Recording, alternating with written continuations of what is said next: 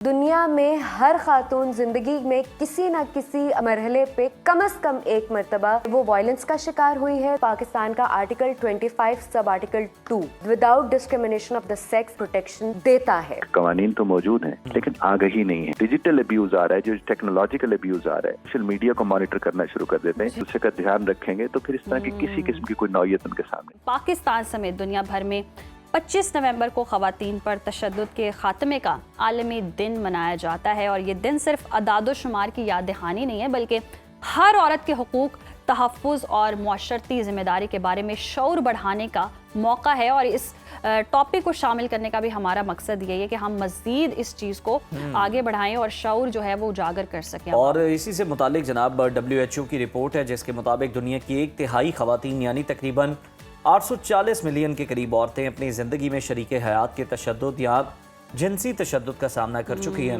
صرف پچھلے ایک سال میں 316 ملین خواتین اور لڑکیوں نے جسمانی یا جنسی تشدد برداشت کیا۔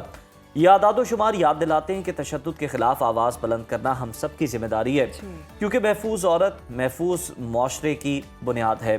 اسی اہم اور سینسیٹیو ٹاپک پر بات کرنے کے لیے ہمارے ساتھ موجود ہیں، کچھ ہی دیر میں ہمیں جوائن کریں گے ریلیشن شپ کوچ اعجاز بخاری صاحب، جو بتائیں گے کہ گھریلو اور معاشرتی تعلقات میں خواتین کے تحفظ کے لیے مردوں کا کیا کردار ہونا چاہیے، ان کی ٹریننگ کیسے ہو سکتی ہے۔ اور ساتھ ہی ساتھ اسلام آباد اسٹوڈیو سے ہمیں جوائن کر رہی ہیں معروف وکیل ہیں سدرا سدوزئی صاحبہ، اور قانونی اور سماجی نقطہ نظر سے خواتین پر تشدد کے مسئلے اور اس کے حل پر روشنی ڈالیں گی۔ تو سدرا، آپ کو ہم ویلکم کہتے ہیں۔ سب سے پہلے تو اگر ہم دیکھیں تو یہ کس قدر ضروری ہے کہ تحفظ دینے کے لیے جو اقدامات ہیں خواتین کو، چاہے وہ گھر میں ہیں یا باہر ہیں، وہ ان کو کتنا زیادہ بڑھانا چاہیے، کتنا زیادہ انہینس کرنا چاہیے، اور جو ابھی تک جو انتظامات ہیں کیا وہ کافی ہیں آپ سمجھتی ہیں؟ آپ نے نا WHO کی ایک رپورٹ کا ذکر کیا تھا اپنے گفتگو کے دوران، تو یہاں پہ میں ایک چیز مینشن کروں گی کہ دیکھیں بہت سارے کیسز جو کسی بھی رپورٹ کا حصہ بنتے ہیں وہ رپورٹڈ کیسز ہوتے ہیں، اور رپورٹڈ کیسز وہ والے کیسز ہوتے ہیں کہ جن کے اگینسٹ آواز اٹھا دی جاتی ہے۔ آئے دن ہمارے معاشرے میں یا دنیا کے ہر معاشرے میں بہت سارے کیسز ایسے ہوتے ہیں جو رپورٹڈ نہیں ہوتے کسی بھی وجوہات کی بنا پہ، جیسے کسی سوشل سٹگما کی وجہ سے، ٹبو کی وجہ سے، یا فیملی پریشر کی وجہ سے کیسز کو دبا دیا جاتا ہے۔ یعنی کہ وہ کیسز جو ان رجسٹرڈ چلے جاتے ہیں۔ ہر خاتون دنیا میں ہر خاتون زندگی میں کسی نہ کسی اپنے مرحلے پہ کم از کم ایک مرتبہ جو ہے وہ وائلنس کا شکار ہوئی ہے، ایک دفعہ ہراسمنٹ کا شکار ہوئی ہے۔ چاہے آپ کو وائلنس آپ کے انٹیمیٹ ریلیشن شپ سے ملا ہے، چاہے آپ کو وائلنس اپنے سبلنگس کے سے ملا ہے، چاہے آپ کو ہراسمنٹ جو ہے وہ اپنی فیملی کے اندر فیس کرنی پڑی ہے یا اپنے ورک پلیس پہ فیس کرنی پڑی ہے۔ ہم نہیں کہہ سکتے کہ دنیا کی کوئی خاتون جو ہے وہ ان تمام مسائل کا شکار نہیں ہوئی۔ سو بہت سارے آپ دیکھیں کہ 90% لوگ تو اس چیز کو رپورٹ بھی نہیں کرتے۔ سیکنڈلی، آپ نے بات کی کہ کیا ہمارے پاس جو ہے وہ اتنے وہ سٹیپس موجود ہیں کہ جس کے تحت ہم جو ہے سیف گارڈ کر سکیں۔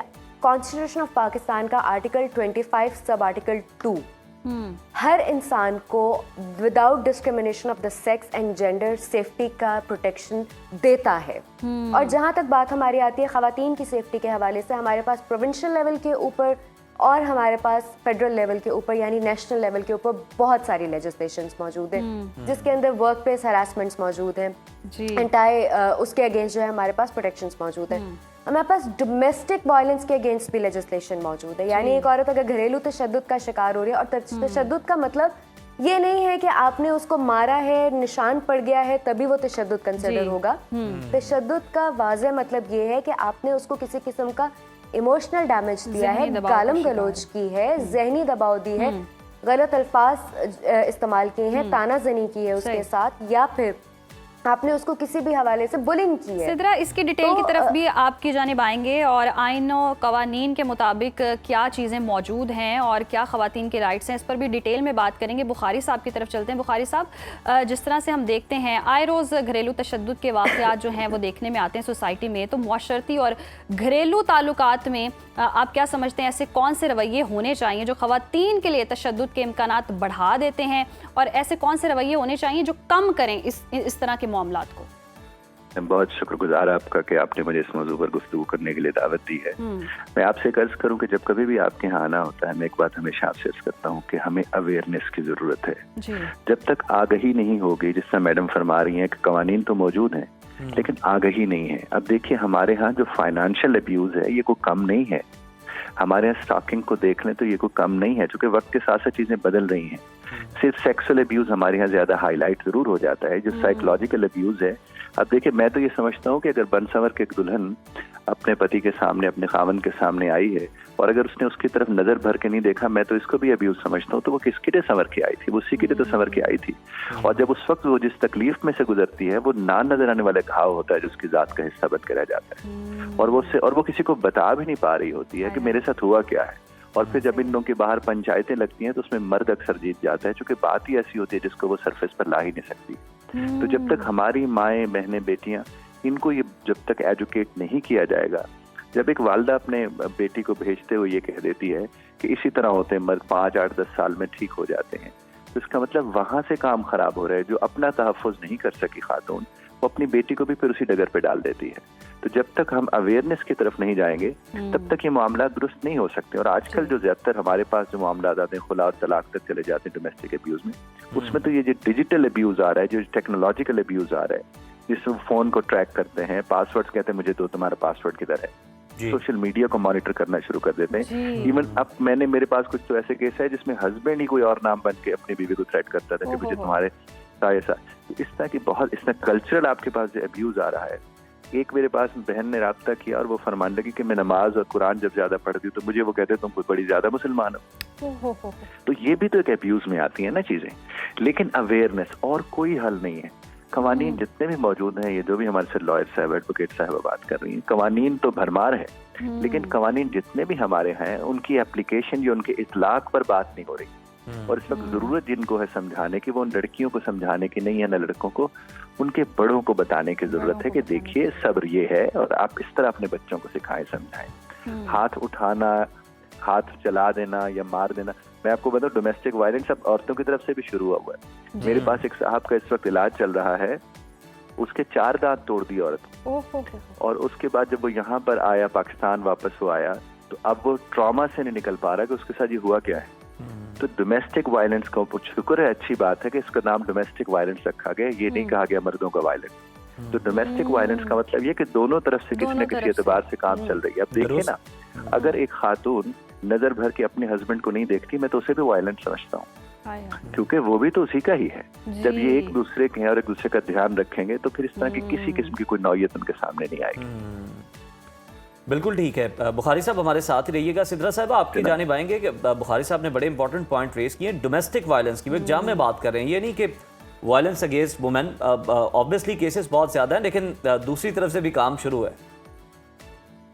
बिल्कुल ऐसा ही है, लेकिन आप ये देखिए ना कि मर्द और औरत के दरमियान बड़े सेलिब्रल डिफरेंसेस मौजूद हैं। एक औरत जो है वो किसी भी लिहाज से उतनी ताकतवर और तवाना नहीं हो सकती कि वो एक मर्द का मुकाबला कर सके या उसके एक थप्पड़ को सह सके। तो इस सिचुएशन में जब एक सेगमेंट ऑफ सोसाइटी को सर ने एक बात की कि औरत जो है माँ अपनी बेटी को सिखा के भेज देती है और उसी रविश पे चला देती है, मैं थोड़ा सा इख्तलाफ करूंगी। सिद्रा साहिबा, लेकिन एक चीज इसके अंदर देखने वाली है, अगर आप किसी को नुकसान पहुंचाना चाहते हैं तो फिर ये मानी नहीं रखता कि आप ताकतवर हैं या कमजोर हैं। बहुत सारे तरीके मुझे उसके एक भी सेकंड मेरी बात कंप्लीट कर लीजिए प्लीज। तो मुझे लगता है कि हमारे यहाँ सिर्फ औरतों को नहीं, मर्दों की भी जो है वो साइको सोशल सपोर्ट की जरूरत है। मर्दों की भी ट्रेनिंग की ये जरूरत है कि जिसको अल्लाह ताला ने तुम्हें उसके ऊपर हुक्मरान बना के भेजा है या तुम्हें उसका मुहाफिज बना के भेजा है, तो उसकी हिफाजत तुम्हारी जिम्मेदारी है। ना सिर्फ ये समझ लेना कि जी ये औरत है और ये आई एम सो सॉरी, लेकिन जिस तरीके से ट्रीट किया जाता है कि एक बिल्कुल ही मार्जिनलाइज्ड है और बहुत ही कमज़ोर जेंडर है, तो यहाँ पे औरतों को तो अपने हकूक़ की बात करनी ज़रूरी है, लेकिन मर्दों के लिए भी उतना ही ज़रूरी है अपने फ़राइज़ को समझना। आपने बात की डोमेस्टिक वायलेंस के हवाले से, अब उस चीज़ को मैं कंटिन्यू करती हूँ कि देखें वायलेंस चाहे डोमेस्टिक हो, हैरेसमेंट हो, वर्क प्लेस हो, वो किसी भी तरीके से कहीं पे भी आपके पास एक पसंदीदा अमल नहीं है। कानून का एक कायदा है कि ही इंक्लूड्स शी, تو جہاں پہ بھی آپ ہی کا ورڈ یوز کرتے ہوئے دیکھیں گے تو اس کا مطلب ہے کہ خاتون بھی اس کے اندر اتنی ہی افیکٹڈ ہے یا اتنی ہی وہاں پہ ملوث ہے. پھر جب ہم آپ نے بات کی ہے جینڈر کے حوالے سے, تو جب ہم جینڈر بیس وائلنس کی بات کرتے ہیں تو اس کے اندر ہم نے تو کہیں پہ بھی یہ لفظ نہیں استعمال کیا کہ یہ صرف ویمن پروٹیکشن کے لیے لاز ہے, اس پہ تو ہم نے تمام جینڈرز کی بات کی ہے. صحیح.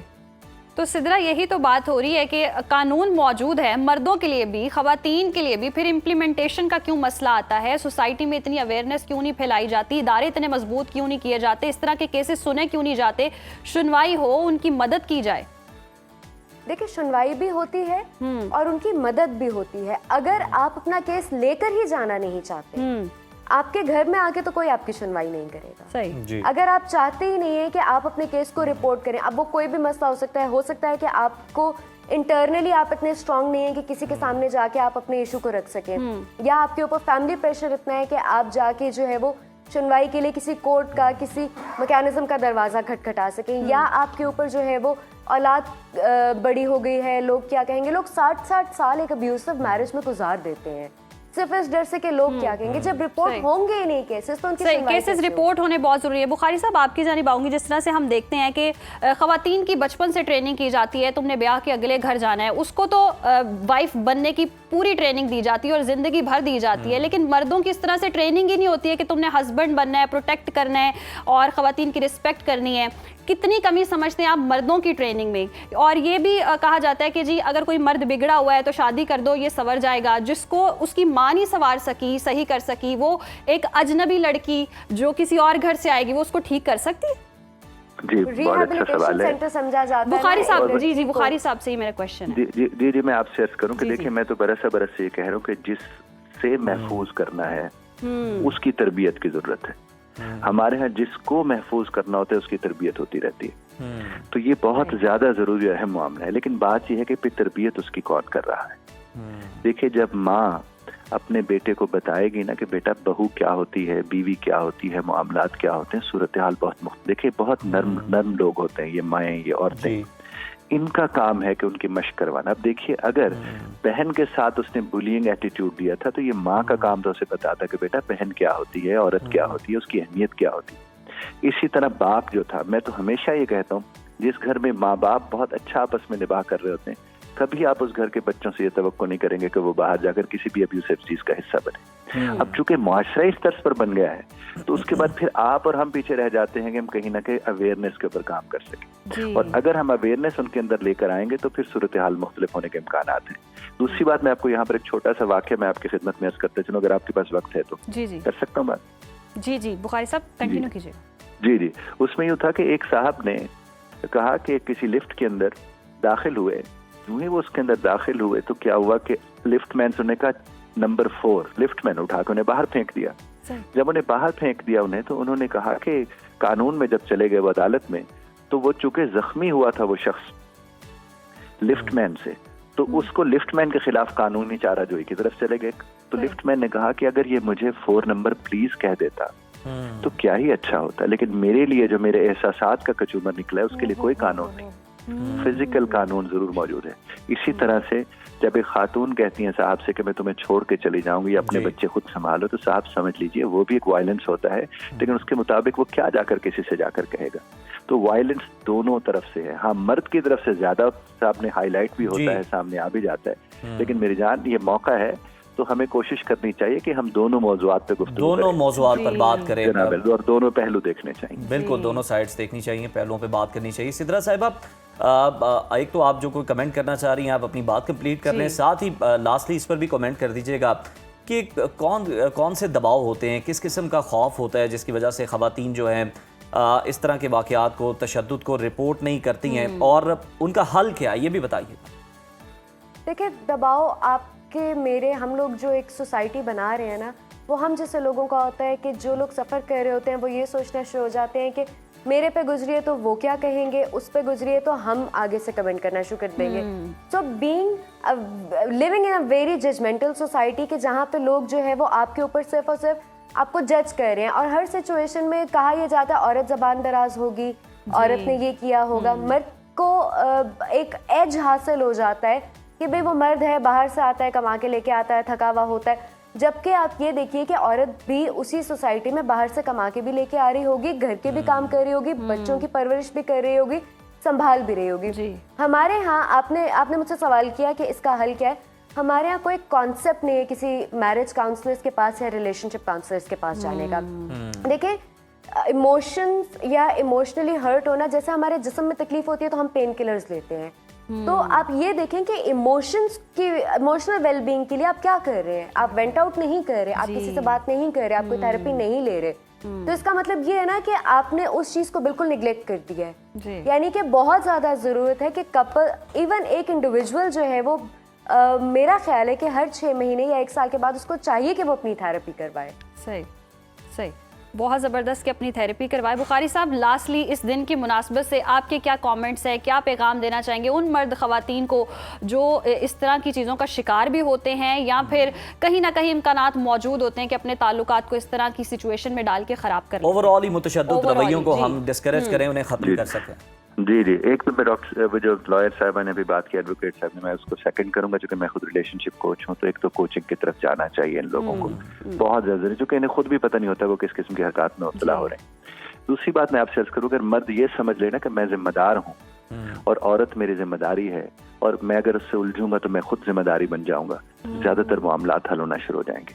یہ مرد کا کام ہے کہ وہ سمجھے, جس طرح ابھی لائر صاحبہ نے بھی فرمایا تھا کہ اس کا کام ہے, وہ حاکم ہے. حاکم تو خیال رکھنے کے لیے ہوتا ہے, وہ تو برداشت کرنے کے لیے ہوتا ہے, برداشت کروانے کے لیے نہیں ہوتا ہے. اور اپنی عزت کو بے توقیر کرنے والا عزت دار کہاں سے ہو سکتا ہے؟ جی بہت بالکل ٹھیک ہے. بہت شکریہ آپ کا اعجاز بخاری صاحب, اور سدرا صاحب ہمارے ساتھ موجود تھی.